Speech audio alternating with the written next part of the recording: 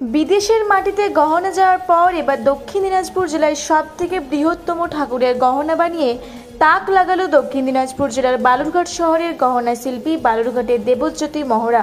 আগের বছর দুর্গাপুজোয় শিল্পী দেবজ্যোতি মহড়ার হাতের তৈরি গহনা বিদেশের মাটিতে পাড়ি দেয়। আগের বছরের মতন এবারও বিদেশের মাটিতে পৌঁছে গেছে গহনা।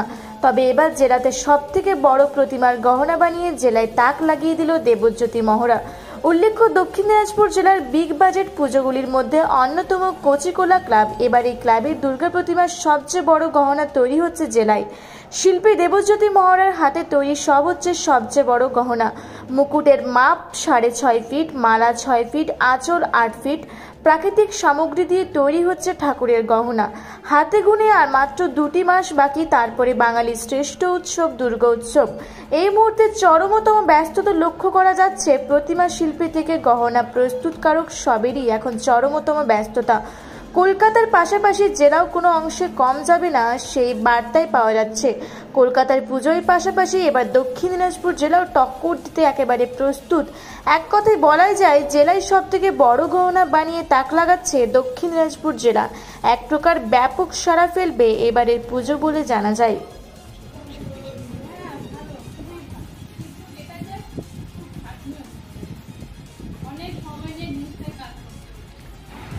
তোমরা কতদিন ধরে করছো, কতজন করছো?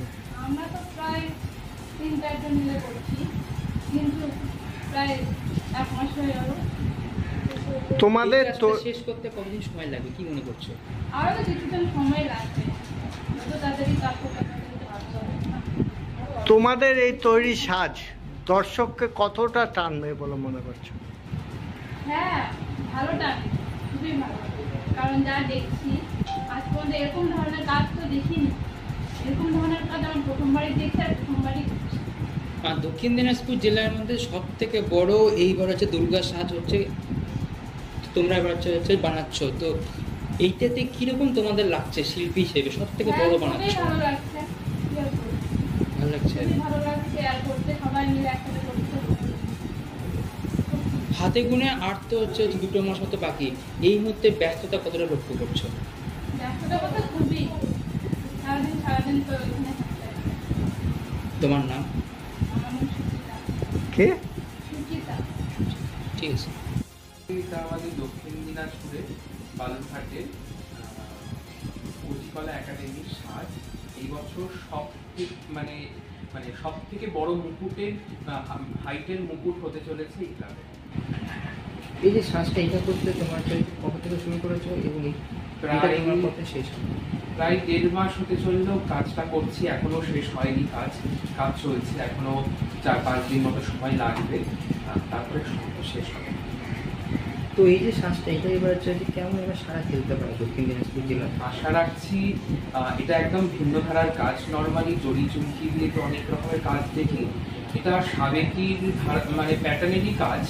সাবেকি থেকে একটুখানি অন্য ভিন্ন ধারার, এবং অন্যান্য কাজগুলো জড়ি চুমকিতে একটা ঝকঝকে তকতকে একটা স্বাদের ব্যাপার থাকে।